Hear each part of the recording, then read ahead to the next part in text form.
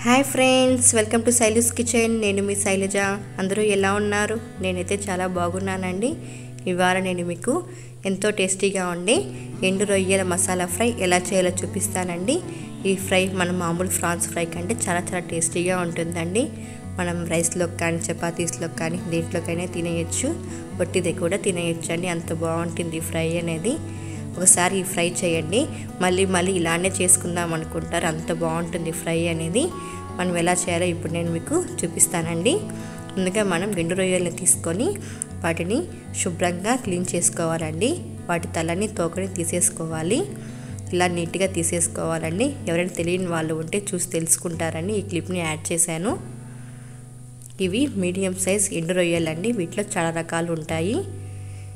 ఇలాగా అన్నీ నీట్గా తీసేసుకోవాలండి. తీసేసి ఒక గిన్నెలో వేసుకోవాలి. వీటిని శుభ్రంగా కడిగి పెట్టుకోవాలండి.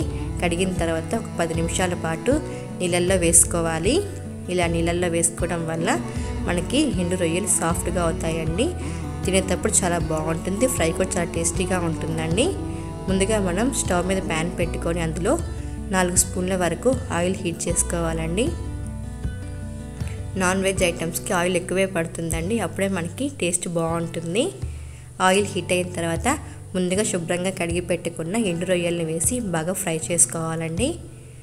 ఎండు రొయ్యలు ఎప్పుడు మంటని మీడియం ఫ్లేమ్లో పెట్టుకొని కలుపుతూ ఫ్రై చేసుకోవాలండి. అప్పుడే మనకి మాడిపోకుండా ఈవెన్గా ఫ్రై అవుతాయి. లోపలి వరకు బాగా ఉడుకుతుందండి ముక్కలు. ఇలా మనం వట్టిదే కూడా ఫ్రై చేసుకొని తినేయచ్చండి. స్నాక్స్గా లైట్గా సాల్ట్ కారం చల్లుకొని చాలా బాగుంటుంది. పిల్లలు కూడా చాలా ఇష్టపడతారండి ఫ్రై అనేది. ఒకసారి ట్రై చేయండి. ఇలా కలుపుతూ ఫ్రై చేసుకోవాలండి. మనకు అప్పుడు రెండు రొయ్యలు కలర్ మారుతుంది. బ్రౌన్ కలర్ వచ్చేంత వరకు కలుపుతూ ఫ్రై చేసుకోవాలండి. ఇలాగా మంచిగా బ్రౌన్ కలర్ వచ్చేంత వరకు బాగా కలుపుకుంటూ ఫ్రై చేసుకోవాలండి. ఇలా ఫ్రై చేసుకొని పక్కన పెట్టుకోవాలి.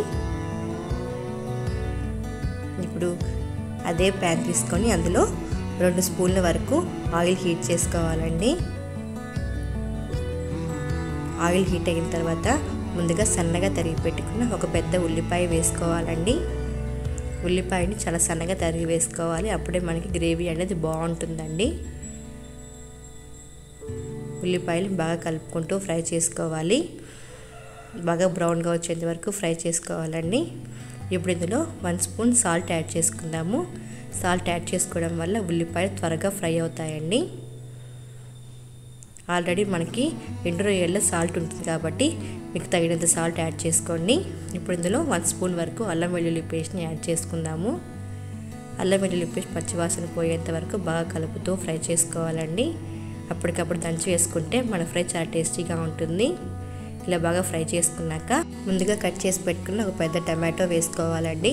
టమాటోస్ బాగా సాఫ్ట్గా మగ్గేంత వరకు బాగా ఉడికించుకోవాలి.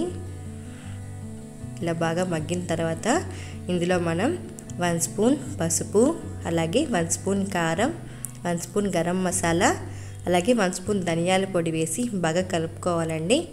అన్ని మసాలాలు బాగా కలిసేలా బాగా కలుపుకోవాలి. ఇలా బాగా కలుపుకున్నాక ఇందులో మనం కొంచెం వాటర్ యాడ్ చేసుకోవాలండి. ఇలా వాటర్ యాడ్ చేసుకోవడం వల్ల మనకి గ్రేవీ అనేది చిక్కగా వస్తుంది, బాగుంటుంది. 2 నిమిషాల పాటు ఇలా ఉడికించుకోవాలండి. వాటర్ యాడ్ చేసుకున్నాక ఇలా బాగా ఉడికిన తర్వాత ఇందులో ముందుగా ఫ్రై చేసి పెట్టుకున్న ఎండు రొయ్యల్ని వేసి బాగా కలుపుకోవాలండి. మసాలా అంతా బాగా కలిసేలా బాగా కలుపుకొని 2 నిమిషాలు మగ్గించుకోవాలి. ఇలా బాగా ఉడికిన తర్వాత లాస్ట్లో మనం కొంచెం కరివేపాకు వేసుకోవాలండి. ఇప్పుడు వేసుకోవడం వల్ల కరివేపాకు ఫ్లేవర్ అనేది బాగా తెలుస్తుంది. చాలా టేస్టీగా ఉంటుందండి ఇప్పుడు వేసుకోవడం వల్ల. ఎంతో టేస్టీగా ఉండే ఎండు రొయ్యల మసాలా ఫ్రై రెడీ అయిపోయిందండి. చాలా ఈజీ రెసిపీ అండి. చాలా పర్ఫెక్ట్గా వస్తుంది, బాగుంటుంది కూడా. మీకు కూడా నచ్చుతుంది. తప్పకుండా ట్రై చేయండి. నా వీడియో కనుక మీకు నచ్చితే ప్లీజ్ లైక్ చేయండి, షేర్ చేయండి, కామెంట్ చేయండి. అలాగే సబ్స్క్రైబ్ చేసుకొని పక్కనే ఉన్న బెల్ ఐకాన్ని క్లిక్ చేయండి.